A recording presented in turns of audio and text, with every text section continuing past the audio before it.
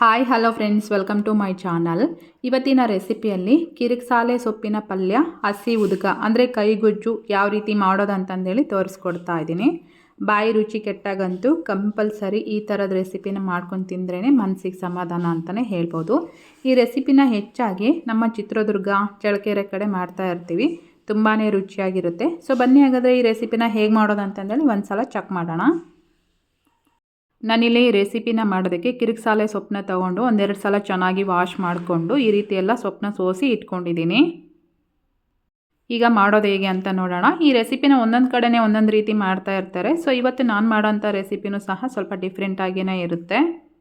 ಈಗ ಒಂದು ಕಡಾಯಿಗೆ ಒಂದು 1/4 ಕಪ್ ಆಗೋಷ್ಟು ನೀರನ್ನು ಹಾಕಿ, ಹಾಗೆಯೇ ರುಚಿಗೆ ತಕ್ಕಷ್ಟು ಉಪ್ಪನ್ನು ಹಾಕಿ, ಸೋಸ್ಕೊಂಡಿರೋಂಥ ಸೊಪ್ಪೆಲ್ಲ ಏನಿತ್ತಲ್ವ ಸೊಪ್ಪನ್ನು ಇದರಲ್ಲಿ ಹಾಕಿ ಪ್ಲೇಟ್ನ ಮುಚ್ಚಿ ನಾನು ಒಂದು 5 ನಿಮಿಷಗಳ ಕಾಲ ಇದನ್ನು ಬೇಯೋದಕ್ಕೆ ಬಿಡ್ತಾ ಇದ್ದೀನಿ.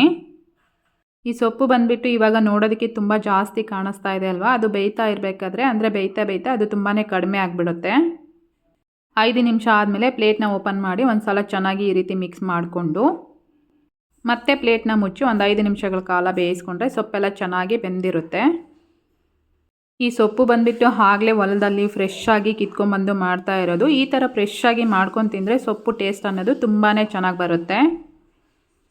5 ನಿಮಿಷ ಆದಮೇಲೆ ಸೊಪ್ಪೆಲ್ಲ ಚೆನ್ನಾಗಿ ಬೆಂದಿದೆ. ಸೊಪ್ಪಲ್ಲಿರ್ತಕ್ಕಂಥ ನೀರೆಲ್ಲ ತೆಗೆದುಬಿಟ್ಟು ನಾನು ಸೈಡಿಗೆ ಎತ್ತಿಟ್ಕೊಂಡಿದ್ದೀನಿ.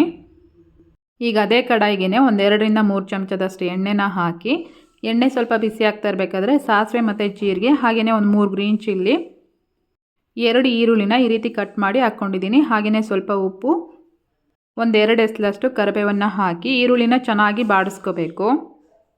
ಈ ಸೊಪ್ಪನ್ನ ಒಂದೊಂದು ಕಡೆನೇ ಒಂದೊಂದು ರೀತಿ ಮಾಡ್ತಾ ಇರ್ತಾರೆ. ಇವತ್ತು ನಾನು ಹೇಳ್ಕೊಡೋ ಅಂಥ ಮೆಥಡಲ್ಲಿ ನೀವು ಖಂಡಿತ ಮನೇಲಿ ಒಂದು ಸಲ ಟ್ರೈ ಮಾಡಿ, ಎಲ್ರಿಗೂ ಇಷ್ಟ ಆಗುತ್ತೆ. ಈ ಸೊಪ್ಪು ಬೇಯೋದಕ್ಕೆ ನಾನಿಲ್ಲಿ 1 ಗ್ಲಾಸ್ನಷ್ಟು ನೀರನ್ನು ಹಾಕಿದ್ದೆ. ಅದರಲ್ಲಿ ಅರ್ಧ ಭಾಗದಷ್ಟು ಹಸಿ ಕಟ್ಟು ಸಿಕ್ಕಿದೆ, ನೋಡ್ತಾ ಇದ್ದೀರಲ್ವಾ. ಈರುಳ್ಳಿ ಎಲ್ಲ ಚೆನ್ನಾಗಿ ಬಾಡಿಸ್ಕೊಂಡ್ಮೇಲೆ ಎತ್ತಿಟ್ಕೊಂಡಿರೋಂಥ ಸೊಪ್ಪನ್ನು ಹಾಕಿ ಅದ್ರ ಜೊತೆಗೆ ಸ್ವಲ್ಪ ತೆಂಗಿನಕಾಯಿ ತುರಿನ ಹಾಕಿ ಒಂದು ಸಲ ಚೆನ್ನಾಗಿ ಮಿಕ್ಸ್ ಮಾಡಿಕೊಂಡು ಸ್ಟವ್ನ ಆಫ್ ಮಾಡಿಕೊಂಡ್ರೆ ಕಿರಿಕ್ಸಾಲೆ ಸೊಪ್ಪಿನ ಪಲ್ಯ ರೆಡಿ ಆಯಿತು. ಈಗ ಉದ್ಕನ ಕಿವುಚ್ಕೊಳ್ಳೋಕ್ಕಂತಂದೇಳಿ ನಾನೊಂದು ಪ್ಲೇಟಲ್ಲಿ ಒಂದು 4ರಿಂದ 5 ಒಣಮೆಣಸು, ಹಾಗೆಯೇ ಸ್ವಲ್ಪ ಬೆಳ್ಳುಳ್ಳಿ, ಸ್ವಲ್ಪ ಹುಣಸೆಹಣ್ಣು, 1 ಟೊಮೆಟೊನ ಸುಟ್ಟು ತೊಗೊಂಡಿದ್ದೀನಿ, ಸ್ವಲ್ಪ ಕೊತ್ತಂಬರಿ ಸೊಪ್ಪು, ಹಾಗೆಯೇ ಸ್ವಲ್ಪ ಉಪ್ಪು, ಇಷ್ಟನ್ನು ಹಾಕಿ ಈ ರೀತಿ ಎಲ್ಲ ಕೈಯಿಂದನೇ ಕಿವುಚಿ ಇಟ್ಕೊಂಡಿದ್ದೀನಿ. ಒಂದು ವೇಳೆ ಇದನ್ನು ಕೈಯಿಂದ ಕಿವುಚೋದಕ್ಕೆ ಆಗಲಿಲ್ಲ ಅಂತಂದರೆ ಇದನ್ನು ಮಿಕ್ಸಿಲಿ ಸಹ ಹಾಕ್ಕೊಂಡು ರುಬ್ಕೋಬೋದು.